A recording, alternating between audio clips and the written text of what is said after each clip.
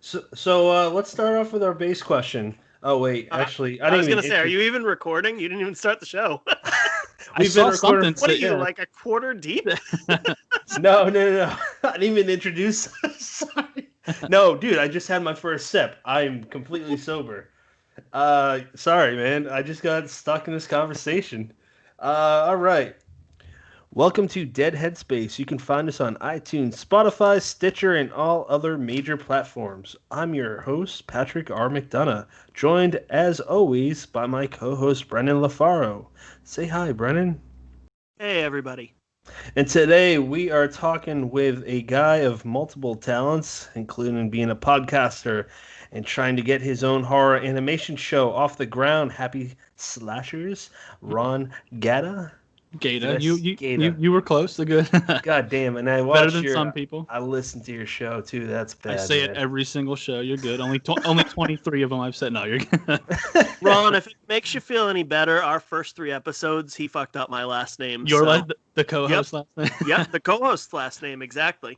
And he's a friend. He was a friend for at least a year prior. So you are not helping your case. I mean, bad. So, what got you into horror?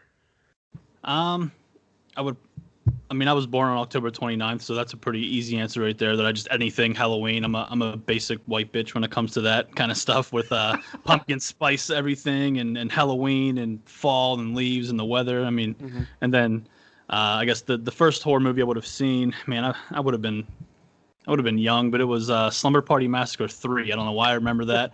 I remember being young, and it was so like corny and the drill and just boobs and everything, and I was like, oh, cool, this is great. Yep. But then like, the Halloween started coming around. Probably Halloween 5 would have been. I was probably even a little too young for that. Halloween 6 would have been the first one I would have seen when it was like released. But then you go back, you watch all of them, and I fell in love with the Halloween series, Michael Myers, that whole franchise. Yeah, I like 6 a lot too. Particularly like Paul Rudd in that because he plays a different character than like any other movie. I think that was his first role. I think like that was his break-in role right there. I think that 6 was like, for me, it was one of the creepiest. I really like 4 and 5, but 4 to 6, you have the last 3 Donald Pleasance, and he's just, I love him. He's amazing. 4, 5, and 6 are awesome, and nobody, they completely went away from that storyline. I don't know why, that Thorn storyline. I liked it. I thought it was good. I don't think there's anything bad with that at all. I liked the Jamie Lloyd, all that stuff. Yeah, that girl, what is the one that plays her niece? She was also in Boy Meets World. Do you happen to know what? In Halloween 4 and 5? Yeah. Who plays Jamie Lloyd? Danielle Harris? Oh, right. Yeah, she was in Boy Meets World, wasn't she?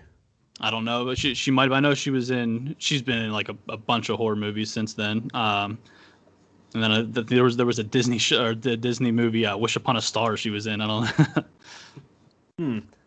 All right. Well, I might be mixing up the actresses. Anyways, I watched this interview with Danielle Harris, and she was talking about how she didn't go to a lot of conventions for a while because some guy was stalking her. It got pretty bad. That's got to be weird because you're. Oh yeah. That's so meta, man. Like, you are in a movie where there's an actual killer stalking you. You don't know. I mean, if you're a woman, you have some guy you don't know, you could do anything, but he's a legit stalker. Like, that's a little weird. Oh yeah, for sure. So, what other movies did you move into, or did you get into anything else as far in the horror world? I mean, I like. I'm trying to think here. I like a lot of the like just slashers in general. I mean, I'm a fan of like Freddy and Jason and all that, but I mean, it's always which one is it, Freddy, Jason, or Michael? And I've always been like, fuck those other two. It's Michael all the way. But I do like the other two. It's not that I don't, but when people try to say one's better than the other, I hate it. I'm trying to think here. I like those like haunted like haunted haunts, I guess. I don't know. Like whenever you go to a haunt or whatever, like what the hell is it called? What's the one of those? Like a haunted house? Or a haunted house, yeah. Like an actual, like you go to a haunted house and then... Right. And then like the shit's actually happening to you. Those are pretty cool, I think. Hellfest, Bloodfest, Haunt on Shudder, all those types of movies.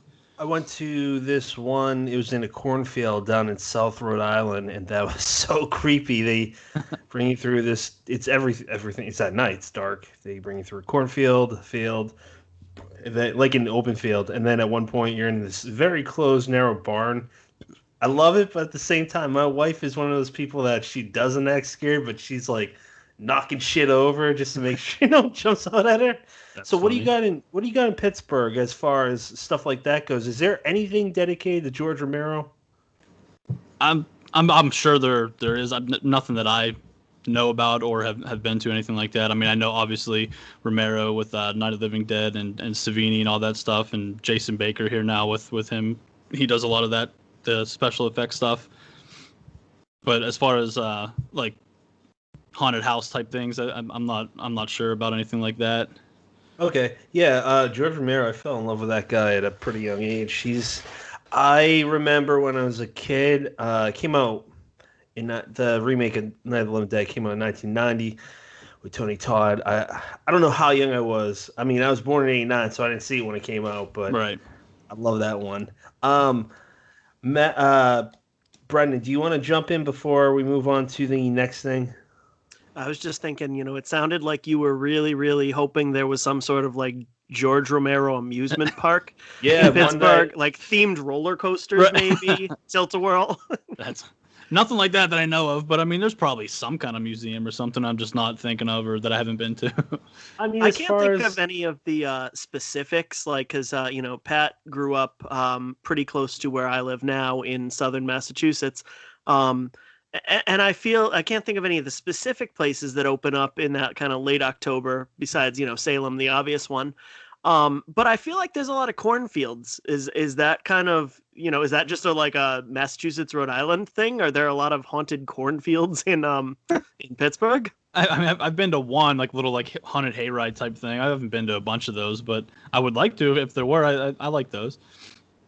I don't remember seeing very many like houses that are set up for that. Is that more common? Like actual like haunted house type thing. Yeah, I haven't seen a bunch of those type. I've been to the place where I've seen the most of like haunted houses like that would be Niagara Falls. Actually, have you been to like Clifton Hill and Niagara Falls on the Canada side by any chance? They have a shit ton of haunted houses all up and down that main road there. So I've been there. The one in Ontario. Yeah, that was my wife and I went there, but not during October. They're year round though. Yeah. We saw a lot of the wax museums. I saw this one.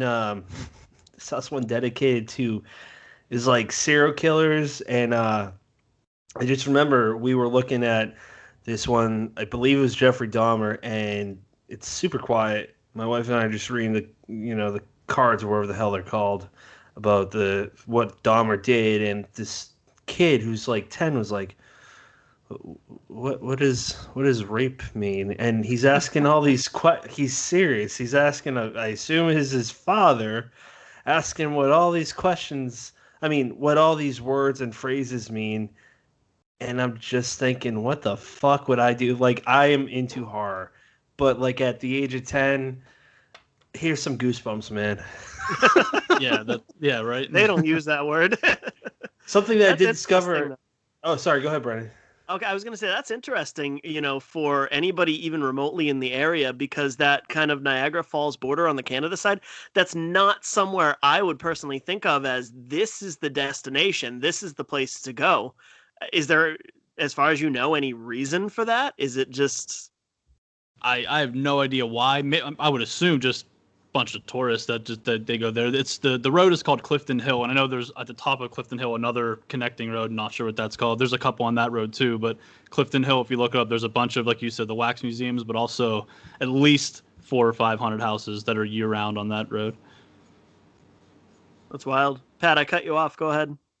Yeah, so I was gonna say when I was up there, I discovered that there was this phenomenal food called poutine, and it's just French fries and anything you want, like gravy, cheese curds. There's a meat lovers. It's a great way to get fat, but it's a good way to get fat. It's awesome. While you were up there, was there anything else that you were interested in? Or... I was always younger when I would go up. My dad was a degenerate gambler, so he would go up and gamble up there because we didn't have a casino to gamble and play cards here at the time. Now you can, Right. but Yeah. So I was real big into wrestling, WWE, all that stuff. There was a WWF at the time store up there. You go and all the belts, all the shirts, all the videos and games. That was awesome. It was like 2 floors. And then I know there's a Burger King up there. This is kind of horror too, though, and it's like a big, huge Frankenstein, like holding. Yeah, I saw that too. Yeah, it's right on that Clifton Hill. It's a huge Frankenstein, like holding a burger or something like that. But yep, that's pretty much what I remember about the falls, and then all the haunted houses. So I'll leave it up to you, man. Do you want to dive into your podcast show, or do you want to dive into your Kickstarter first? Whatever one you go with, whatever one, and we'll go whatever way you want to. All right, let's jump into your podcast because as soon as you started telling me about it, I was like, I gotta listen. It's so cool. Like, appreciate it. Yeah, I mean, you are talking to, when you said you're talking to rock stars, I'm like, oh, that's cool. But then you started telling me who, and you're talking about guys Chris Kirkpatrick from NSYNC, Justin Sane from Anti-Flag. You got guys from Dropkick Murphys, Taking Back Sunday. Let's start with, before you record your first episode, when did you know you wanted to do this, and what came about it? Well, I've always wanted to do something kind of like a Barstool type thing, where I was doing sports, entertainment, kind of just everything. Like they start as a sports website with the blogs, whatever, and they have, I mean, they're going to take over the entertainment world, I think, at some point. But something like that where, I could talk sports, I could talk whatever I wanted to. I make my own T-shirts and stuff, so that would have been like a site with just all that kind of stuff going on. And then about a year or two ago, I'm on Facebook and I'm adding these guys like Eddie Reyes, who the founder of Taking Back Sunday, and Anthony Green from Seosin, Circus Survive, and then like Cove Reaper, who also sang in Seosin. And nothing happened for about a year or two. And all of a sudden one day I get Eddie Reyes like accepting my friend request. I'm like, oh shit. Like he kicked out of the band, but that's still real cool. So I just sent him a message like, hey man, like I'm trying to do some kind of pod. I didn't know what I wanted to do, what kind of podcast I wanted. It kind of seems like it's going towards just rock stars. I mean, I guess, but I mean, I don't want it to just be that. I'm trying to branch out. I've done an actor, Tyler Maine. He was Michael Myers and Rob Zombie's 2 Halloweens, and then like Chris Kirkpatrick, and then WWE guy Eric Rowan. But when it started, he got back to me and said, yeah, I'll charge $500 for an hour. I'm like, oh fuck, I'm like, I can't do that shit. And he's like, dude, I'm fucking with you. I'll do your show. I'm like, dude, that's sick. So I just started name dropping him and adding people that. But yeah, I was like, sorry to interrupt, but well, because I thought it was serious. Me. I've never interviewed a guy before. Right. I've never interviewed like somebody who, I know he's not a household name, but in that little community, like people know who that is. At least they know who Taking Back Sunday is. Yeah. And I thought he was serious. I had no idea. And he was like, I'm fucking with you. We'll do it. And then he threw a shot at his old singer, Adam Lazera. He was like, maybe my old singer would do something like that. I'm like, nah, he's like my idol. I want to interview him so bad. But he said he would do it. And then so I just started creeping on his Facebook page for all these names I would know that he's friends with, of like other rock stars that I'd recognize the names of bands or whatever. Wow. Started adding those dudes, and they would see I'm mutual friends with them, and they just kept adding me back. And then I would just message them, and they'd be like, yeah, man, I'm in. Yeah, that's literally how it started. Then I started creeping on them on Instagram, because I was like, shit, I need an Instagram page now if I'm going to start all this stuff. Yeah. Started putting them up on Instagram, tagging these guys and messaging them, sending them emails, and they would just get back to me like, yeah, I'll do it. I'm like, really? Why? But all right, sweet, let's do it. Fuck, I didn't expect that, so I guess I have to write an interview for tomorrow.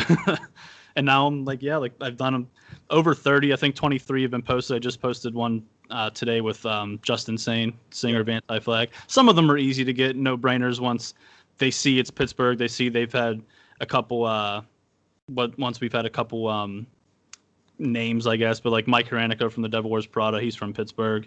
So when he sees that, he's like, hell yeah, we'll do it. Chris Kirkpatrick, he's from like, I don't know, half hour, 40 minutes outside of Pittsburgh. So he saw that, loved it right away. Jarrett Reddick from Bowling for Soup's a huge Steelers fan, so he jumped at that. I mean, I think that the name helps a lot, going to these guys saying, hey, For the Burgh. And they're like, oh, nice. Brennan, I know that you're chomping at the bit to ask him a specific question. Oh, Specific question. but jumping right off that, it's like you it's such a brilliant name because you almost can't say no. It's like, hey, you want to do this for the Burgh? And I mean, if they say no, it's like, so you're so you hate the Burgh, right? So you hate Pittsburgh. No, I loved your guest list because it's such. I feel maybe I'm wrong, but I feel like it's such a specific niche. It's like, as somebody who listened to, whether you want to classify it as emo, screamo, post-hardcore, whatever, in that whole, like, say 2002 through 2007, I'm looking at it, I'm like, okay, Armor for Sleep, Finch, of course, Taking Back Sunday, Silverstein, you got them all. So, I mean, are there any wish list guests you're still working on besides Adam Lazzara? He's the one, man. I keep going at him on Instagram and Twitter, and he responded to one of the things I said. He's like, what did he say? I kept anything he posted, I'd be like, hey man, be on my show. You're gonna be on my show. Then one of the nights I posted something, he was like, I appreciate your dedication. Send me the email and we'll work it out. And that was 2 weeks ago. Motherfucker never got back to me. And I keep sending stuff. I'm like, man, maybe Eddie Reyes was right. Maybe he is a dickhead and won't do the show. I hope I'm wrong. I'm not saying he is one, but I mean, maybe he is one. But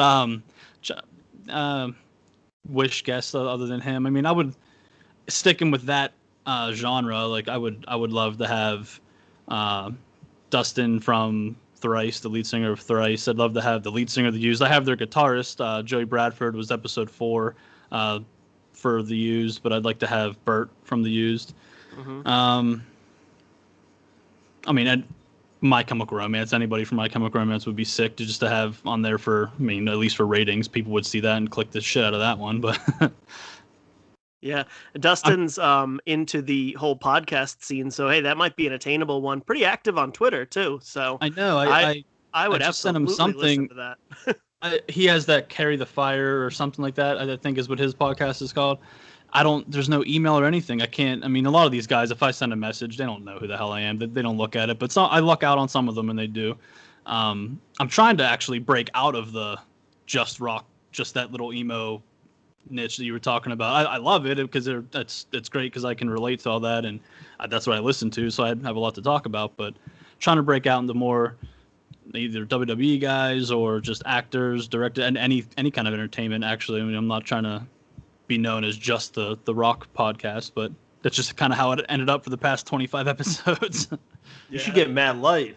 Obviously, I'm gonna have Matt. We've been best friends. I'm being serious. No, I'm gonna. We've talked about it. We're probably we'll do something where we script an interview or something stupid like that to make it seem like he's being a dickhead to me. I don't know. If I were you, and maybe this is just me, but I would have him pretend to be Charlie Day. I feel like he sounds exactly like Charlie Day. That'd be funny. And just tag Charlie Day. He'd be like, I wasn't in it. Be like, hey, now that I got your attention, Charlie Day, do you want to actually set the record straight and come on the podcast? Matt made me a little nervous because he's a stand-up comedian. I know him. I love the guy, even though he hasn't returned the love. But seriously, I wasn't sure what he was going to say throughout the entire episode, but I was going to roll with it. I just listened to that one today. I liked it. It was one of the shorter ones. Some of your episodes are like 2 hours long, man. Shit. That's awesome for you guys. We got some guests that can talk a lot. Josh Mallerman, the guy that wrote Bird Box, the only reason why we cut it short after an hour and a half is he had something else going on, which is perfectly fine. I mean, if you want to go for an hour, that's fine. I can only last 2 seconds, so glad that you're carrying the load. Okay. I'm getting that first question that we asked you, what got you into horror? You would be amazed at how much mileage some of our guests go off that. I can think of a couple examples. Tell him Henrik. Well, I mean, just as far as time goes, but I'm not going to recount our entire episodes because I think people who actually listen to it would be like, okay, heard that one before. But Henrik is a good example, as some other people where they finish answering that and you're like, shit, we've been on for 45 minutes. All right, cool. I got 2 more questions for you. That's the same thing with it. Whenever I talk to the the singers and stuff, they tend to go on a little more about, because I'll do like an album run through, and if they have, some of them have 7 to 8, 9, 10 albums, so I have them kind of just tell a little story about the recording process. They give me their favorite song off of each record, and they tell me why. And the singers will tend to go a little more because they wrote the song, so they have more to say. But yeah, after 8 albums, I'm like, shit, we've been on here for, like you said, 40 minutes already. Now that's good for me. I'd like to have an hour episode, but some of the guys, we only get 20 minutes in, but we only do 20 minutes. I'm like, well, I mean, I'm still gonna post it, but man, it's 17 minutes, bro. I don't know. The All right, one so with Matt. Sorry, go ahead, Brendan. No, I got in last time. You go ahead. I was gonna say the one with Matt Kelly, the drummer for the the drummer for the Dropkick Murphys. Excuse me. I loved listening to him talk. I got to see him one time with the Dropkick Murphys in where were they? Cambridge with my brother. It wasn't St. Patrick's Day; it's the day after because they do like a 3-day in a row sort of deal. Mm-hmm. I've been to some cool concerts. My favorite was probably Linkin Park, but seeing the Dropkick Murphys, almost every single person, there was one asshole in front of me that seemed like he's just like pouty and stuff and didn't seem like he was having a good time. But besides that, everyone seemed like they were having a blast. Everyone was singing along. We were out of our seats, just having a great time. At one point before the concert, and I never do this because I'm always afraid I'm gonna get in trouble. But me and my brother were just drinking big 40 ounces of brown bags on a public street in Cambridge. We were like, fuck it. We were already feeling pretty good. It was a good time. It was fun. We've listened to them since we were kids. We're both Irish from the same area. They name places that we grew up in. Matt Kelly, he's exactly who I thought he would be. I'm a drummer too, so I was like, that's awesome. Nice. Yeah, I'm and let me be clear, I'm not even in the same arena as him watching him play. What was it like to talk for your first time? Was it the Taking Back Sunday one? When you recorded that, were you nervous, or what was your approach mentally? Oh, yeah. I'm nervous every time I do it. I hate doing it, but that's why I do the album run through thing, and all I have to say is, okay, this album, go, and then they just talk for 20 minutes. But no, I was nervous. They're the founder of one of my favorite bands of all time. But the fucked up thing about that episode is I recorded it up in my attic. I don't do that anymore. I'm down just like in a random spot in my living room. Right. But I recorded that first one up in my attic in my little room that I have up there with not Skype or Zoom or anything. It was on a different program, and the first half of that interview came out okay, and the second half was all chopped up and shitty. It was like an hour-long episode. I didn't know what to do. I was freaking out. I had a couple other guys coming that they were asking like, hey, where's is my Anthony Green? Like, I was gonna put his episode up, and then Eddie was like, no, dude, you got to put mine up first. I want mine up first. And because he wanted to be the first one. Don't know why, he just wanted to be the first one. And I was like, well, I only have half your episode, man. Like, I didn't want to tell you. I didn't know what to do. I'm embarrassed to say that. Like, it's so unprofessional to say that. And he's like, oh, I'll do it again. I'm like, you fucking kidding me? You'll do it again? Like, and he did it again. I did Eddie Reyes twice actually, and I pasted the two together to make it. It's actually 2 separate interviews in his. So yeah, definitely nervous and embarrassing after that. And I mean, it gets better after every one I do, obviously. Sure. But yeah, that's cool. That definitely happened with me at one point, because with Skype, for any podcaster or potential podcaster listening, listen to this. When you download the episode after you've recorded it, there's a little thing that says downloaded with 3 dots. Don't X out of Skype until that is done. You can get it back though. It said Skype saves it for 30 days. It was longer than 30 days, and I had an hour and 17 minutes, but we recorded an hour and 45 minutes. The guy that we talked to was super nice. He's a sweet dude from Australia, and I was just like, fuck. Why'd you wait longer than 30 days to download the episode? That's a month. Because we put this together, we recorded for like 2 months before we launched it. We just built up a backlog, so it was kind of like we might have recorded it in May 2nd, let's say, and the episode wasn't going to air until like the end of June. So it was like, okay, it airs tomorrow. Let's edit it tonight. That's exactly what I'm doing. I edited Justin Sane today. I edited it this morning and put it out at 2:00 today. But I'm the same. I have like 6 more to put out. I have like I said, about 6, 7 to 8 of them back, and I'll record 4 more, and then I'll go, shit, who's next? I don't even know who I'm supposed to put out next. I'll just What's your little notes. What's your schedule? I don't even have one right now. I'll put it up every. I want to do every like two a week, one every like Monday and like Thursday, something like that. That seems like it makes sense. It just seems like a good amount of time. There you go. See, but I'm waiting. I don't even care right now. I'm just putting them up at least 1 or 2 a week. I'm looking for a sponsor, and then I would have like an actual set 2 a week, Monday, Wednesday, or Tuesday, Thursday, whatever. But yeah, I don't have an actual set schedule, and I'll just say, okay, this one's going next, and like you said, I'll do it the night before, the day of, when I wake up in the morning with the kid, and then the first kid that wakes up, I'll edit it then, and I'll just do my little recording thing I do to start it out, and then put it up that day. I don't know. If you get Asking Alexandria on, any member from that band, I want to know, because that band, I love them. They're fantastic. I don't know if I messaged anybody from them, but I might have. I don't know. I've messaged so many people and emailed I've emailed like the same email like 3 times, and they're probably like, dude, we don't give a fuck about your podcast, but then answer me, just say no, we're not interested. People do. They say all the time. They're like, yeah, it's gonna be a pass. I'm like, yeah, I figured, but.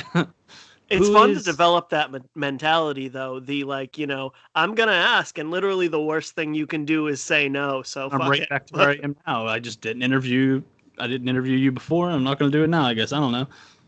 I mean, if Chris Kirkpatrick from NSYNC, I know it's not a crazy name. It's not Justin Timberlake, but fuck, NSYNC was the biggest band, pop band on the planet. Crazy name. Yeah, dude, that's a big name. So, like that, and then I had like at the end of September.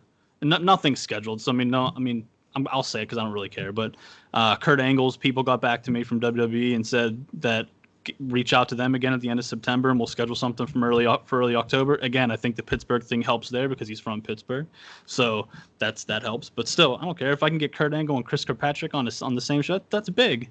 Then hopefully maybe I can get more than 200 followers, and then I can start getting some sponsors over here.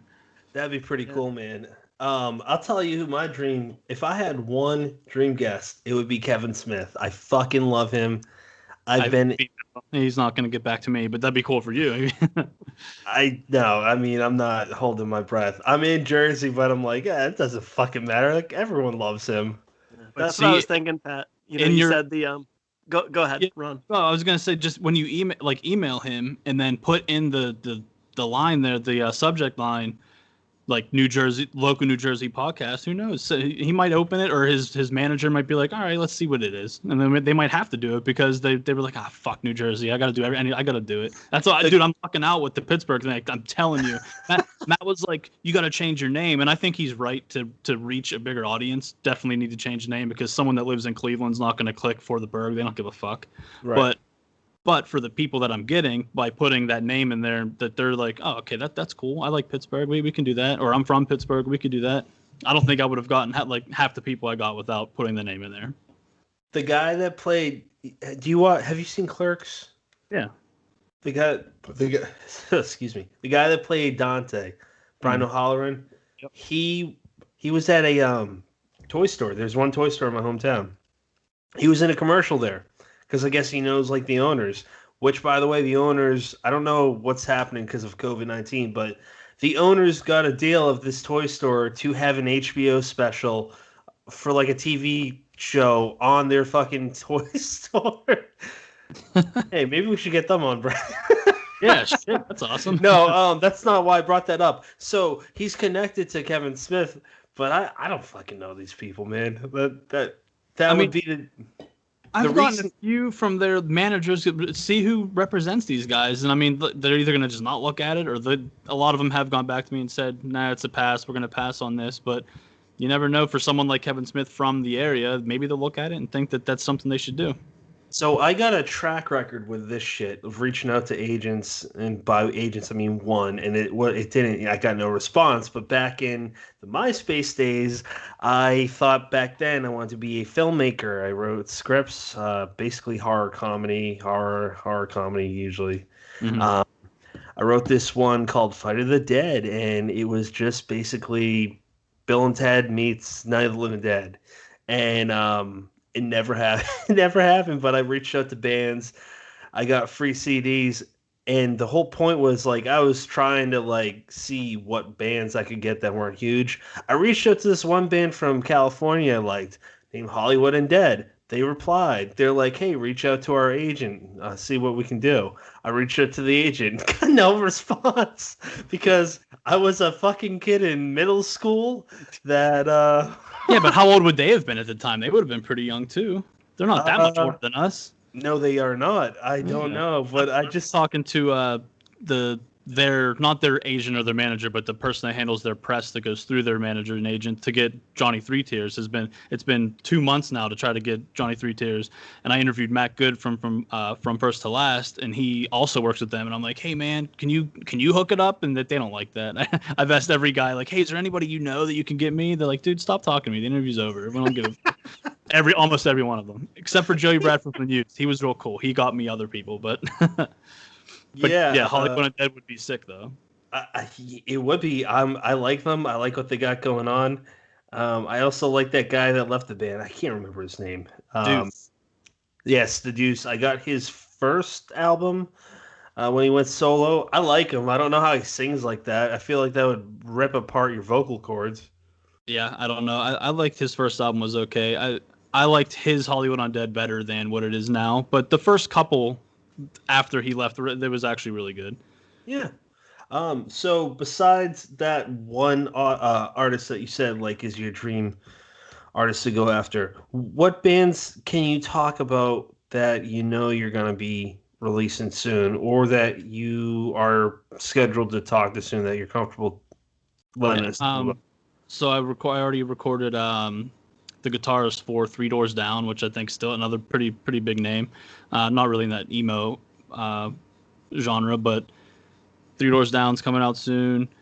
Not a band, but Tyler Mane, like I mentioned, the actor played Michael Myers and Rob Zombie's 2 Halloweens. He'll be coming out soon. Eric Rowan from WWE. Ryan Neff from Miss May I. I did him a long time ago. I was pushing other guys ahead because they're like guys like Chris Kirkpatrick and Justin Sane from Anti-Flag, and their management. I went through their management for those guys, and they're like, yeah, we share everything. Like we tell them all to share it. So I'm like, fuck, I got to get these out first to try to get some more views. Yeah. Like Ryan Neff might share it too, but it's not like the band or like NSYNC sharing it. So I pushed some guys, trying to think. Joey Fatone, I love listening to that guy talk. Yeah. He was on. I emailed him. He didn't get back to me, but he's interesting. He's funny as hell. Chris Kirkpatrick and you had a really good conversation though. He had a lot of great stuff to offer behind the scenes and whatnot. I love that. That's what I love. He was pretty cool about it. I made sure that I had to ask about Eminem and what that lyric was all about, saying Chris Kirkpatrick, get your ass kicked.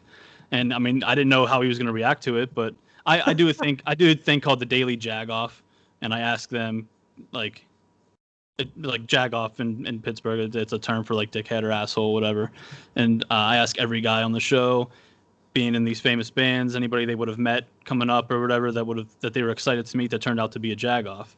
And he answered no, which a lot of them answer no because they're playing it safe. Why would you throw anybody under the bus? Some of them do though, which is awesome. But he answered no, and I get that. And I was like, man, I really wish you would have said Eminem. Like I just wanted you to say Eminem for some reason because of that lyric. And then he was like, no, I love Eminem. Then he got into the whole story though, which was pretty cool. But yeah, he was real cool. I think you should get Eminem on to get his side of the story. Right, I should. Yeah, I'd be like, hey, I could just keep tagging him, be like, hey, Chris Kirkpatrick said you're a bitch, and then just see what he said. Like, just start some shit and be like, you want to come on the show, man? Does he even do that? Like, does he leave his bat cave? I mean, if he does, I mean, I don't think I know he has these social media. There's no way he's looking at these social media accounts. He doesn't. I don't think he would ever even see that I would tag him in anything. No, he's pretty next level. Oh yeah, he has 4 interns that run that page. I don't know. He's so next level that when Kamikaze came out with 0 PR work, it blew up. Yeah, he dropped a surprise album and it was huge. And then he did it again. Do you guys listen to AFI at all? I have their bassist Hunter Bergen, their bassist. I have him coming out soon. That's awesome. I think that's it. I think 4 or 5. I think Justin was my 6th one, and I just released him today. Bobby Shabinsky. I know Matt talked about him. The owner of Blackcraft Cult, whenever he was on the show, you guys talked about Blackcraft Wrestling and all that stuff. The owner of that company. I haven't recorded him. I didn't record the owner of Blackcraft, but we're setting it up, so that'll be another one released. So I mean, definitely at least, like I said, 7, 8 coming up, with a couple scheduled. Nothing on the books, but more like, oh, get back to me. Like the lead singer of Newfound Glory, their people got back and said, "Oh shit." Well, they just said they're not doing anything right now. Reach out next month when they will be, but nothing scheduled or anything like that. But hopefully that'd be cool. That's my fiance's favorite band, so that'd be cool to let her have. I don't think she's listened to one episode, but hopefully she'll listen to that. Hopefully she'll listen to that one. That was the band that was the band I loved when I was a kid. I just remember their single. All Downhill From Here? I wasn't. No, I thought you were gonna go Hit or Miss. All Downhill From Here is like the second wave. Hit or Miss. I liked it when it came out. I still like it. Yeah, it's Over You. That was the first song I heard by them that I really liked. My Friends Over You. Yep. I'm just thinking back when for the first time, when I actually consciously bought CDs. All Downhill From Here was one of the first ones I got. Did you hear their new record by chance? Their newest album they just put out like a month or 2 ago? No, what is it? It's actually really good. You should listen to it. I'm not a huge fan of theirs, but I like enough to listen to it, but their new album's really, really good. What it's something times infinity time. I don't know. It's a weird name. Let me see here. So you're talking with Jordan Pundick? I mean, nothing scheduled yet, but I got an email back actually today, like this morning, from their people, like their like management group or their PR people, that said that they're not doing anything right now, but reach out next month and then we can set something up. But their newest album they just put out, Forever and Ever times Infinity. It's actually pretty good. That cover is so trippy, man. It's like a bunch of neon lights. I always thought he had like a real. I mean, it was emo, so whatever, but a real like whiny voice. So I did like him. I did like them. I'm not like shitting on it at all. This one, it's not really like that. I mean, it's still there. You could still tell it's him, but I can't even imagine him with that. I would go with nasally. It definitely. That's what I mean. Yeah, that's what I mean. Yeah, there you go. I think me too. With me saying, hit or miss versus you guys going with like all downhill or my friends over you. Definitely, I must have a few years on you guys. But actually, that brings me to a question I wanted to ask you a few minutes ago. Although I think the only people who are going to care about it are me, you, and maybe one of our listeners. With Taking Back Sunday being your kind of go-to, what's your go-to album? Man, every fucking one of them. Probably Where You Want to Be, to be honest. It was so good. Everyone's gonna say the first album, Tell All Your Friends, but no, I think Where You Want to Be. Did you listen to their new album? Not new. It's probably a few years old now, but you know what? I obviously I grew up on Tell All Your Friends. Where You Want to Be is absolutely stellar. Louder Now is really, really good. And then I fell out for a little while. I think a lot of people did. I'm like a weird freak that just even anything they put out, for some reason, it could be the worst thing in the world, and I'm like, no, it's fucking amazing. So I'm the wrong person to ask about Taking Back Sunday because everything's great. But when John Nolan came back, I got a soft spot for that album, the self-titled one. And even really Happiness Is, I thought was really good too. Great. Yep. Flicker Fade, I think, was the first single of Happiness Is, was a great song. Oh yeah. And then I'm telling you, Tidal Wave, if you didn't listen to that front to back, it's really good. Different. I heard one song off there and I didn't care for it, so I never went further. It was like a surf rock song. So yeah, but nothing else on that album sounds like that. Oh, that's really good news. It's the only song. It's the only song on it that sounds like that. Okay, I'll check. Louder Now was the album that I remember buying when I was younger. I love that one. Yeah, that Make was Damn Sure Make was a Damn cool Sure song. was that blew them up to. I mean, Cue That the E made them big in that little scene, and then Make Damn Sure made it. That was on the radio. That was on MTV and shit. That was pretty big. So this is mean as hell, but if you had to pick a song off, no, I won't be that mean. If you had to pick a top three off of off of Where You Want to Be, what would you go with? I like This Photograph is Proof. I'm not going to go in any order here with 3, but This Photograph is Proof. I don't want to say Decade Under the Influence, but I do like A Decade Under the Influence. I like Bonus Mosh Part 2. Mm-hmm. Fuck, that whole album's so good. Air Operators on the third one, I think. What the hell? Yeah. So I'm gonna throw one at you while you think. I absolutely love 180 by Summer. It was track either 8 or 10. I think it's track 8 on that album. That's the one I was thinking of. Yeah, whatever one starts with "Go On, Just Say It," because that was the obnoxious emo phase where like Fall Out Boy and Panic and Taking Back Sunday and Brand New would name every song. It would be like 30 Something words, weird, and you had no idea what song it was related. The title was related to. Adam actually he would tell stories like when you see them live. I've seen them live like 23 times, but whenever you go to see them live and they play Timberwolves at New Jersey from their first record, he'll say the reason why they named that they're watching. And another one actually, I talked to Fred. You know Fred from Louder Now and Where You Want to Be. Definitely butcher his last name, but yeah, I know Fred. Mascherino, yeah. He said that they would watch the song called The Blue Channel on the first album. He wasn't a part of that album, but they would literally watch the band before him would watch they would call it the Blue Channel, but it was the like the TV guide channel that would pop up, and it would keep scrolling, and the people now don't know what the TV guide channel is, but it would pop up and it would say Timberwolves at New Jersey. And it was a basketball game and an NBA game, and they were like, "What the fuck is Timberwolves at New Jersey?" Like, that's why that song's called that. Timberwolves. That's really pretty cool. Funny. Speaking of the Timberwolves, just a shout out to Kevin Garnett, who does not listen to the show. Fucking love him. So weird to bring this up, but did you guys see the Uncut Gems movie with Adam Sandler? I didn't know. Mm-hmm. God damn. Okay, well, we're obviously not going to talk about it, but Garnett's in it. Matt's a good guy to talk about that, probably. I know, man. I didn't think about bringing that up with him. All right, moving on. You didn't hear that beep, did you? That beep just happened it was from my computer. I'm just hoping it didn't go back to you guys. No worries. We got people who have their phones on, put them right next to the damn speaker, and you can hear it every time they get a text. So I've had guys. I've had you said Patrick, you mentioned Iceland Kills, I think, when you were looking at my list. I'm like, yeah, don't listen to that one. The motherfucker was redoing his basement or something. He was doing something. He has drills going. He's hammering. He's going up to his attic. I lost him halfway through. I'm like, hey, man.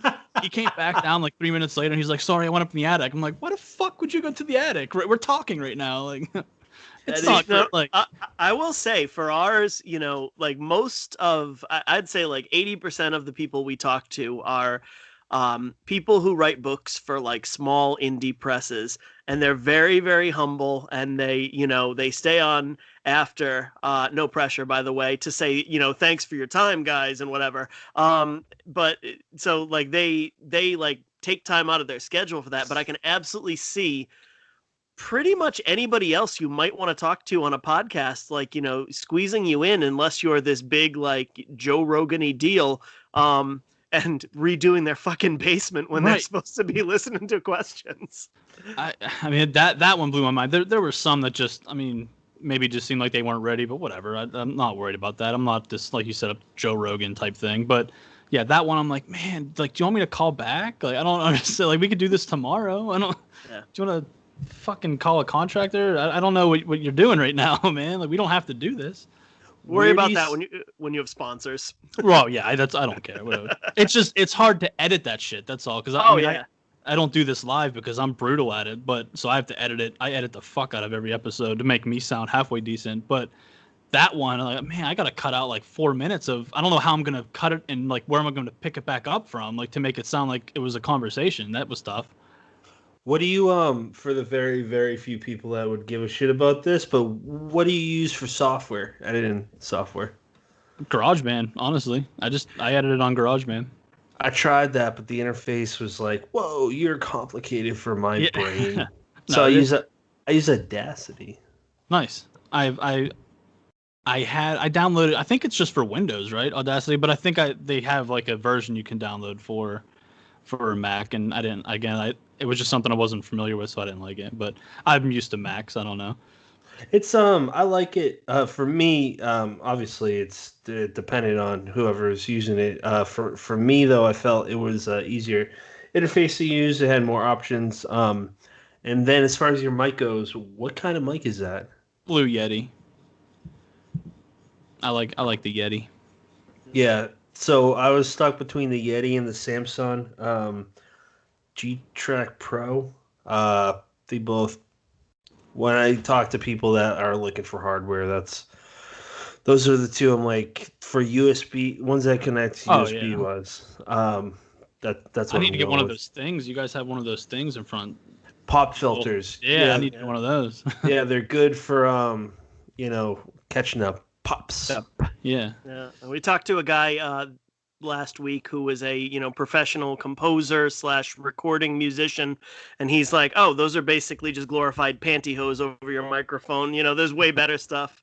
Ron, not to plug our own show on our own show, but if you're ever up for it, there is we did an episode with a guy named Matt Wilderson, an author, but he also edits all the podcasts on an entire network. And he had a lot of really, really great things to say, programs to share, tips about editing Nice. podcasts and programs and apps that he uses to run it through. Check that out if that's something up your alley. No, for sure. Yeah, that's awesome. If you're looking for authors, I would recommend him because he's and he's a hell of a writer too. There. Well, like I said, I'm trying to branch out to everything, so I'm not just the emo guy that's doing the emo podcast. So yeah, I'll definitely. Oh, you mean just and to he's read? in Pennsylvania. Oh, there you go. He's gonna see Pittsburgh and he'll be like, "Yeah, we got it." See, Matt Light. If I changed my name, I wouldn't have got that guy. Look, Matt Light, he sounds like a dick. I don't think you should listen to him. So, no, but seriously, speaking of Matt Light, I got to say one more thing. I think we talked about this on his episode. I think it's so funny that he's like, not sure what to do during the pandemic, so I'm going to start a dating show on a live stream for a dating show. Have you seen any of those live streams that he did? They're hilarious. They're so funny. And I'm not gonna say I haven't sit through, like, sometimes they're hours long, but I mean, some of them got pretty good. I'm like, man, why the fuck am I watching this at 2 a.m. right now? But some of them are so good. I don't know. He's crazy. He does power hours. He does live power hours whenever he wants to do them. But when Matt did this thing where he said, "Pay me $10 and I'll burn your friend" or whatever, the little roast that he was doing, yeah. Yeah, so one of my closest friends he's in Mass too, which by the way, he's got a lot of fans in Massachusetts. Like me and one of my dearest friends and his wife love him. They were going to see because of that James Harrison video. Because when he signed with New England, he shit all over him, and that video went like not a couple million views, but a lot. I mean, a lot of views, and he got a lot of like Patriots haters and a lot of people that are like, dude, that's hilarious. So that's probably why he has a lot of those fans up there. I love my Boston teams, but again, like I told you, I'm a sports fan. But beyond that, I don't make a fucking cent. In fact, I pay them to wear their merchandise. So I'm never gonna be that guy. I'm a Boston fan again, and I say that because there's a lot of dick Boston fans. It's rough, but he did this thing where the roast thing, and I paid him for my friend who got me, and he kind of looks like my friend kind of looks like Matt Damon. So I said, Matt was like, well, what do I say? Like, what is he like? And blah, blah, blah. I said, kind of looks like Matt Damon. And he goes, I'm going to call him Fat Damon. So that's a little running joke between me and my buddy Mason. That's who funny. listens to the show. Shout out to you, Mason Craddock. I love you. AKA Fat Damon. Burn, bitch. So let's I have no idea who Mason is. I feel terrible. He has a great sense of humor, so I'm quite certain he would laugh at that. Where do you see your so. He does not know me at all. Where do you see your show going, Ron? I don't know. Like I said, I'm trying to branch out from just the emo rock stars. Even though I'm having a blast with those guys, it's awesome whenever they pop up on your screen. Like, oh shit, that was the guy that I used to pay to go see live, and he's in my fucking living room. I don't know why, but that's awesome. But yeah, branching out to bigger to other entertainers would be sick. And then, like I said, a sponsor. I've been hitting up a lot of the like local breweries and stuff like that around here, and like clothing shops, like the Pittsburgh specific. Stuff like that, but I didn't really. I've gotten a couple emails back, and then I guess they just kind of fizzled out because I haven't heard back from them yet. But hopefully something like that, though. Yeah. What about Tom Green? I know that Matt had a little thing with him. With Tom Green, Yeah. Did he open for Tom Green? I think he something like that. Yeah, and that his real name wasn't really Tom. What was it, like Francis or something like that? I don't even know. I think it was much more something usual. But no, he went to like an urgent clinic with him or something. He went. Was that on your episode? Yeah. He went to a clinic with Tom Green. I didn't even know that. Yeah. That's I don't know. awesome. I don't listen to this show, but I was doing laundry in between doing that one, but in between listening to that one, but yeah. Now, as soon as we got Matt Light on, I just put a picture of myself up on Skype and I walked out of the room to do something more interesting. That's awesome. I edit them, but I edited 3 this weekend. I record. This is our second this week. Things mix up, dude. I think you know how it is now. Like I can't remember. I almost forgot that we had one posted yesterday. Wait, today's Thursday. Yeah, today is Thursday. Wow. I thought you were gonna say more. Okay, so moving on to let's move on to Happy Slashers. Tell us 112 dead air. Okay. No, dude, it's okay. Your thing's all fucked. That's how long we've been talking to Ron, but that's not how long we've been recording. That's what I have written in the corner of my screen. 112 dead air. Okay. Slice that. Get the goddamn editor on it. 5740. There we go. Nailed it. So let's talk about Happy Slashers from the very beginning, the concept of the idea and where we are to right now. Concept of the idea. I worked for, I was doing like maintenance for an apartment company, Prudential Realty in Pittsburgh here, and that sucked. So as I was doing that, I mean, you're painting in apartments that don't have air conditioning and it's 100 degrees outside, the paint's dripping down the walls. I'm like, well, I got to think of fucking something, man. So the dude I'm talking like that I was working with, we started bullshitting back and forth and we saw a picture of all like the slasher dudes. It was like a little painting or something like that of all the slashers playing poker. They're at a poker table playing poker, and I was like, man, wouldn't that be cool to like have them all like live in the same world? Like if they were, you could only do it as a cartoon, obviously, and it would have to be a parody of some sort because I mean, I'm gonna get sued out the ass, and I'm gonna hope that I'm hoping that parody for what I know, parody is fair game. I mean, as long as you're making fun of something, and you know to be funny. If you're parodying that as far as I know, it's fair game. I don't think I can call them Michael Myers. I can't call them Freddy Krueger, and I'm not going to. But for the sake of writing and getting an idea out there right now, that's obviously I'm calling them by their names. But so I was like, man, so it would have to be a like a cartoon. But what would they be doing? Like they would be just killing people in the cartoon. I don't know how it would go. And then all of a sudden, I'm like, no, wait, they're in hell because they're all serial killers and they're all in hell. And Freddy's their fucking therapist, and they're going to weekly therapy to try to become better people, to get put back into the real world, to not, you know, because they don't want to be assholes anymore. They just want to live, and they just want to live and you know, and be people again and talk to people, but that obviously goes horribly wrong and they kill everybody in the show, and it's, I don't know. I read, you know it, but because you sent it to me. I read the pilot episode, thought it was funny. You got a guest appearance on there. You want to talk a little bit about that, how that came about? What guest appearance? Are you talking Buffalo Bill? No, dude, no. Sorry. I guess appearance in the voice actress. That is Pure Horror on Yep. Instagram. Yep. I reached out to her just because I'm looking for someone to share this idea, this Kickstarter. I was talking to her before we even had pretty much this script even written. She liked the idea. She has like 130,000 followers on Instagram. She's like a UK horror like queen. People love her there. I honestly I didn't really hear much about her until just doing some research about like Instagram horror people, and then I came across her name. I messaged her. She got back to me right away and said, "Hey, that sounds good. Like send me.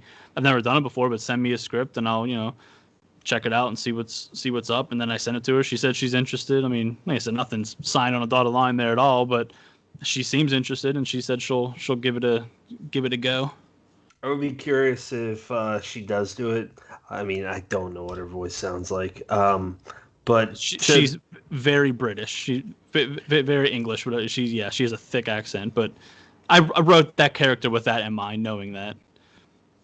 Oh, okay. The dumbass American I am, I just thought like, hey, it's probably American, but I don't know because I'm reading the script in my own stupid American head. Right. Well, and like you said, you don't know what she sounds like, so that's not. I mean, you wouldn't know. But the good thing about what our again, this is so shameless, plugging our own show and our show bullshit. The cool thing about our show is that we talk to people worldwide, and thank God for Skype, man, because like we've got friends and Australian authors, a lot in the UK. A really good friend on we're on a review team, and her name's Elle Turpich. She's in South Wales, and it's just a mixed bag of accents and stuff. So it's really cool, but at the same time, it's kind of weird because we were talking to this publisher from South Africa, and Brandon asked them a question about the pandemic, how it's, what's going on there. And what he said is it's parallel to what's happening in America. It's super weird. It just, we're at the point where we're all interconnected. It's very strange. I'm going on weird tangents, but I like, I'm going to bring this back to your show. I like what you're doing with it. I think it's funny. The parody idea is, I think the only way you could pull this off. Oh, but for sure. I have people telling me in all the horror groups I'm posting this in, like, yeah, it's good, but you're gonna get sued, or yeah, you can't do that. I mean, they might be right. I didn't do that much research before I put that out there, but I do know. I mean, to a certain extent, parody is fair game. So if I have to tweak things like names and colors of these guys, I mean, whatever. I don't mind doing that kind of stuff to get this show actually produced and not get sued for it. I definitely can't call them Freddy Krueger or Michael. I know that, but yeah, clever. Dude, I don't know the legalities of it, but I do think that I know because I watch documentaries and commentary tracks of movies. The reason why Freddy Krueger and Jason didn't fight for 10 years was due to the legalities. He was in, what was it, Jason Goes to Hell, and Freddy's glove comes up, brings down his mask. At least 10 years later, that's when Freddy vs. Jason happened. But it's because I loved Freddy vs. Jason. Actually, I thought it was a great movie. Both franchises. I love both of them. Seen all the movies. And I feel bad for Kane Hodder, man. Did you watch his documentary on Shudder? No. Let's talk about that real quick because he talks about how he was the one that actually put Freddy's glove on to bring the Jason mask down. So that's cool. It's a cool little trivia thing there where it's Kane Hodder's hand in the Freddy glove bringing the Jason mask down. Right. And he really wanted to play, like, to be in that movie, to play Jason in Freddy vs. Jason. And as far as he knew, it was a go for him. Sat down with, I don't know, I can't remember who he sat down with, either a producer or somebody from a studio, something like that, to say, hey, this is gonna happen. You're gonna play the part. Then all of a sudden, they give him a call, say they found the guy that played Jason in the last Jason to do it, and he's like, wait, that was me. But a guy that filled in for, I know he's a stuntman, but a guy that filled in for a stunt, he got hit by a car in the stunt, and they didn't want Kane to do it because apparently they didn't want to chance anything because he was more than just a stunt guy for them. I mean, he was an actor for them pretty much, and they didn't want to chance him getting hurt or anything like that. So they had this guy do it, and it was that guy they got to play Jason and Freddy vs. Jason, and that's fucking shitty, and I feel bad for Kane Hodder because he wanted to. As far as I know, watching that documentary, he was really looking forward to playing that part, and then they gave it to the guy that they put in to do that one scene that they didn't want him to do. That he didn't say he didn't want to do it, but they didn't want to chance anything, and they put on his resume that he was Jason, and then he got the job over Kane Hodder. How do you replace Kane Hodder for Jason? I mean, he is Jason. What the hell? Holy shit, I didn't know that. I mean, I could have mixed some stuff up there. No, but I mean, watch the doc. He talks about that, how he was kind of just boned from that part. Like that sucks. I don't know how you replace Kane Hodder. He was more Jason than any other guy that played Jason. Right. Yeah. And he played them all in consecutive. I don't know. It was either 3 or 4 of them he played consecutively, and then leading up to that to set that movie up, and then they didn't go with them after saying that they were going to go with them, but then they went with somebody else. I wanted to watch the documentary when I first heard about it. It looks great. And what'd you say? This on Shudder? I don't know if you mentioned it. I mean, it could be on other things, but I know for sure it's on Shudder. Shudder's awesome. Shudder's great. I watched your movie Host the other day. We were talking about Host, and your the last or the 2 episodes ago, you had those guys on. That was a great movie. It was short. I mean, I don't even think it was an hour long, but it was really good. 56 minutes. Yeah, I mean, yeah. For what I didn't listen to that whole episode, but so I don't know if you would have brought this up or not, but it's all surrounded around the pandemic, obviously, that movie. So that would have given them 5 months to write, shoot, edit, and release that. That in itself is pretty fucking impressive. Someone talked shit about that movie in a review. A lot of people have been, but a lot have been saying really good things too, and I don't see anything bad about that movie. Yeah, no, and for the record, if someone's like, I don't like it, that's fine.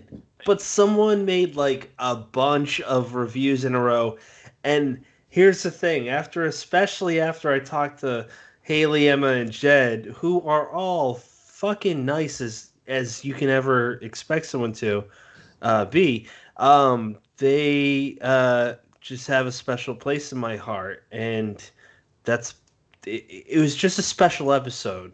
It was really cool. It's literally the biggest horror movie in the world right now, and what I said to this person was basically they shot a film during a pandemic that literally no one alive has seen. That alone should grant them at least respect.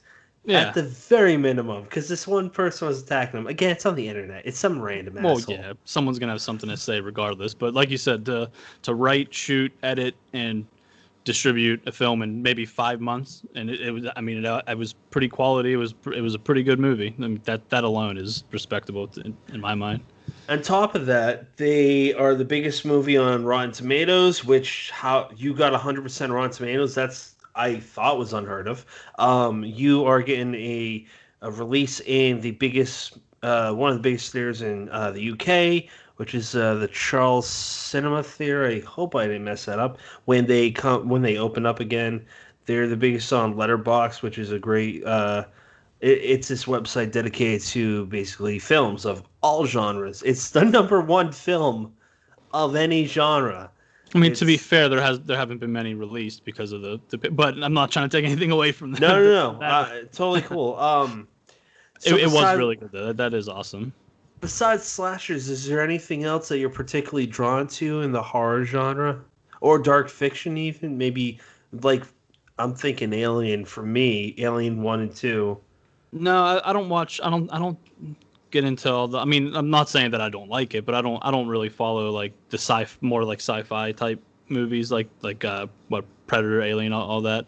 I mean, I like the not haunted house like I was talking before, like Haunts, but like actual haunted house movies. Those are always good. I'm a little bitch when it comes to. I love them, but I have to have a light on. I have to watch a stand-up comedy afterwards because I think my house is fucking haunted. Anywhere I live, I'm like, yep, it's haunted now because I watched fucking some kind of scary movie with a ghost, with like a possession movies, I guess what you call it, like The Conjuring, all that. That's how I felt about the Host because I had a house to myself. Right? Yeah. It's pretty terrifying. Have you seen like the Hell House movies? Hell House LLC 1, 2, and 3. They're also on Shudder. No, I haven't seen those. Movies. Hell House 1 is great. 2 sucked, but 3 brought it back again, and it was really good, but scary. I mean, don't want to sound like a little girl on your show, but definitely, I had to watch a stand-up comedy afterwards to be like, no, everything's good. I'm not gonna die tonight. It's fine. It's absolutely understandable because I'm a little bitch with stuff too, but that's why I love it. Yeah, exactly. I love it. I can't get enough of it. But afterwards, I'm like, God damn it! Any noise I hear, I have 2 cats. They walk around. I'm like, it's happening. It's happening right fucking now because I watched this movie. I brought it out. Is there Brennan? You're muted. You're muted, Brennan. Nailed it. All right, that makes more sense because I've tried to like ask a question. I see his mouth. I'm like, I don't. I thought Pat was just like 2 beers deep and like actively and aggressively talking over me. So no, I would thank never you for bringing that up. I almost signed off. I saved the show. Minutes. He almost signed off. Okay, I am 4 beers deep and still I would not do that to you, bro. Well, the absolute best part is I picked on you because I'm like, oh, Pat's a lightweight. He's, we're going to get into this point. And instead it's me that's been on mute for fucking 2 minutes. That's funny. So, oh man, I had like so many half-formed questions, but I guess I'll just jump to the part where I tell you I co-host a podcast that's specifically about horror, and I absolutely get on board with your thought towards those movies. I'm not a big horror movie fan. Not that I don't like them, just that they affect me so viscerally, like they do. It sounds like they do to you, that I don't watch them as much as most of the people in this community. And Host definitely fucked me up like that. Host was kind of all right, I'm going to bed, but the lamp is staying on tonight. Oh, yep, the TV's on. Watch Hell House then, if you that's a good one. It's on Shudder as well. Hell House LLC. I'm not going to do that, but you should definitely watch that one. It's really good. I do hear good things about that. I haven't. It's kind of a slow burn at start. It takes a minute for it to kick in. At first, you're like, man, is this all they do? But once it kicks in, there's no like gradual. It just fucking hits after that. It's pretty good. I'll keep that in mind. Yeah, Ron, is there anything else I want to go over, man? No, I mean, I'm good with whatever you want to talk about or go over. Just in the show notes, we're gonna, if Ron, you're kind enough to send me a link of the Happy Slashers so people can follow that. Tell us a little bit about the Kickstarter. Yeah, so we have it's an Indiegogo. Right now, we set it at 10 grand. We're obviously not going to come close to 10 grand, but we did it thinking because we have Pure Horror on board and she had all those followers and she could share. She shared it. She put it in her Instagram story, but we haven't gotten really anything right now. But just we're still trying to get all these horror groups on Facebook, Instagram, as many people to share it as possible. We have a lot of really good perks from $5 for like a thank you in the credits all the way to like $1,500 to be killed by Freddy in your dream in a dream sequence. I mean, and you could write your own death scene. So I mean, I think that's pretty cool for some hardcore horror fans out there that would want to be killed by Michael or Freddy or Jason to kind of write your own like dream. Oh, we lost Patrick. Huh? Oh, he's back. Oh, maybe it's me and not now I lost Brennan. I don't see Brennan either. He's gone. It's the fucking. We talked about Host and Hell House, and now it's fucking with us. Look what you did. You Brennan, went first, and then you went. Brennan, did you see that? I did. I thought it was on my end. My internet's been weird the last few days. Yep. Yeah. No. And then as soon as I realized what was happening, I was like, "Oh fuck!" As soon as they pop up on my screen, and I apologize because this is like the 3rd episode I've referenced this. I said I'm gonna like pretend to have my face smashed against the camera. Exactly. Yeah. So that was definitely weird. Sorry, Ron. As you explained. I don't remember now because now I think, like I said, now I think we're in Host now. Yeah, so Ron, what's it like to live in a haunted house? Right. Yeah. It's awful. I hear things all the time. I literally do, but my fiance thinks I'm crazy because she doesn't believe in that stuff. So then this shit happens. Now I have to tell her about the ghost coming through our computer here. That literally. Okay, so this is the 36th episode we've recorded. Never happened before. Well, that's great. That's because we've never talked to somebody who lives in a haunted house before. That's Obviously. true. That's okay. It's a really old house, so people have definitely died here. Obviously. How old's your house? I don't know. I didn't buy it. It's definitely over. It has to be over like 80, 100 years old. It's old. Mine's from 1918. Mine is from 73, which makes me feel a lot better. Oh, you're good. There hasn't been many people that died there, but our house, Exactly. people have died And in it our definitely, rooms. it could have a history. It could, yeah, you know, for sure. it could just have like, you know, this frequent occupancy where people come in and they're cursed, but it's definitely less likely than either one of your houses. So the whatever the hell just happened, that glitch where, you know, oh shit, what's that behind you? The cool thing about my house was that it did not it's 1918, but it wasn't built where it is right now. It was built a few miles away, got moved here with literally on my street on the same side. Every house looks the same because they were all like mill houses. And this is the weirdest part. My wife and I checked out the house. Didn't notice for the first literally 3 to 4 months that there was these names painted on the underside of the basement steps. Had the whole family name. It's still there. We're not going to paint over it, and it had the Don't paint date. over it. No, had the date 1920. So, thought that was a little creepy. That's creepy, but that's cool though at the same time. Yeah, don't touch that. Don't do anything to that. No, definitely not. It even marked the day, which was a Wednesday. So. That's man, but besides that, like let's talk about your Kickstarter again because I don't remember what the fuck we said.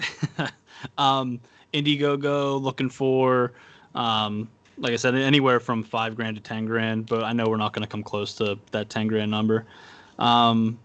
Looking for as many shares as we can get there. We have a bunch of different perks, $5 all the way to 1,500, from a little thank you in the credits to, like I said, being killed by one of your favorite slashers, being able to write your own kill scene, stuff like that, being able to voice your own character. Something cool if there's any like local band members, or it doesn't have to be local, but like indie band members that own their own stuff that they don't have to worry about rights to music and stuff like that. You can get your song, get your band or artist song played at the end credits, like cool stuff like that. That's awesome, man. Where can people follow you, and where can people follow your podcast? Podcast fortheburgh.com.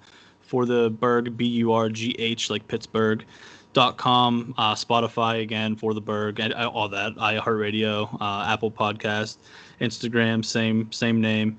Facebook for Happy Slashers, it's facebook.com/Happy Slashers Show. Someone had Happy Slashers. I don't know why. It has nothing to do with horror. So I'm like, who the fuck had Happy Slashers and it has nothing to do with horror? I thought for sure weird. I thought for sure I was safe there, but no, I had to make it Happy Slashers Show. Yeah, Twitter, same, for the Burgh, all that stuff. It's For the Burgh's like the company that has all of it in one, like the entertainment company that'll have like a little T-shirt thing, Happy Slashers, and the podcast all kind of rolled into one, with hopefully a bunch more coming if we can see some growth here with the podcast and with the slashers.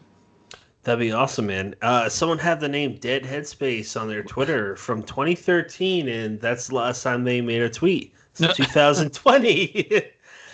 What? So if this Kickstarter doesn't go through, what does that mean for the show? I mean, we're gonna try to. I mean, I have two guys that that I'm working with. I have two partners with this, Josh Volpe and Ryan Geyser. Those are they co-write with me. They come up with the ideas with me. We kind of all kind of do that. I mean, it was my idea that I brought to the table that without them it wouldn't have been anywhere close to where it is now, from us banging ideas off each other here. But they're also more the money guys. I'm flat broke. I have no money. I'm still a server for a little Mexican restaurant here that obviously for the past 5 months haven't really been doing that even. But they're definitely more the money guys, the producers there, and I know that they've talked about at least running half and half each to get at least the pilot going. So if this doesn't work out, if we can't get enough money to at least make the pilot, to try to maybe then do another round of Indiegogo, whatever, crowdfunding there, or just shop that around somewhere to try to get more money to make the whole season. Because right now we're looking to make the whole season. I have 12 episodes written, but at very least we want to get the pilot made so we can get money for the rest of the season and hopefully more after that. Or hopefully I want it to be on something like Shudder, or obviously I'm never going to get anything in front of Adult Swim or Comedy Central, anything like that. FXX, those perfect for that type of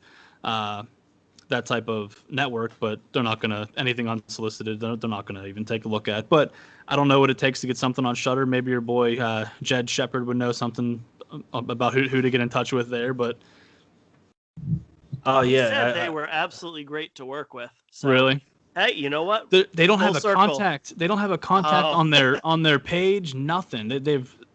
I mean, they have like a support page where you hey, my subscription's fucked up. What do I do? But just tweet them 30 times a day. right. I mean, how I'm supposed to get Adam Lazzara? Tweet him 30 times a day, then he fucking mutes me, and I can't. Hey, take your shot, man. Take your shot. Yeah, worst case scenario, Shudder says no, and Right, then you yeah. are right back where you started. I think a lot of people are going to be really worried about the potential copyright there and the getting sued and stuff like that. But like I said, as long as we need to get the pilot made at very least, lawyer up to make sure what we're doing isn't against that many rules. But as far as I know, parody is fair game. Obviously, the names have to change, and if we have to change the appearance of some of these guys just a little bit to tweak it to make it more of a parody and not a, like we're stealing their exact likeness and all that. I mean, I think we can get around that with it being a parody. I personally am very excited to watch Lenny Kruger and Mason Voorhees right? eviscerate, Indiegogo funders. Like what Leatherface we called Tex for Texas Chainsaw Massacre. I thought that was pretty clever. Yeah. But see, like Michael we called Mikey. I don't know if that's enough. We might have to change it even more than that, but we'll see. Ghostface, I called him O-Face. I like that too. I think O-Face is pretty good. I think, and that's definitely parody of his of his name and his look there. So I think we're safe with those two guys. The other three I'll probably have to tweak a little more, but Chucky's Chuck. Chucky's just Chuck. Yeah, that was lazy. I got to figure something else. And Freddy's Fred. So Mikey, Chuck, and Fred might have to change a little more to make fun of them a little more to be a parody. But it's very formal. Frederick Cougar. Frederick. Well, seriously, Ron, good luck, man. And, thank you for coming on. We appreciate your time. Anyone that wants to check that Kickstarter will be in the episode notes. Please do so. Check out the trailer. We encourage it. So, again, thank you, sir. Thank you, Brennan. And thank you, everyone, for listening. Thank you, guys. I appreciate it.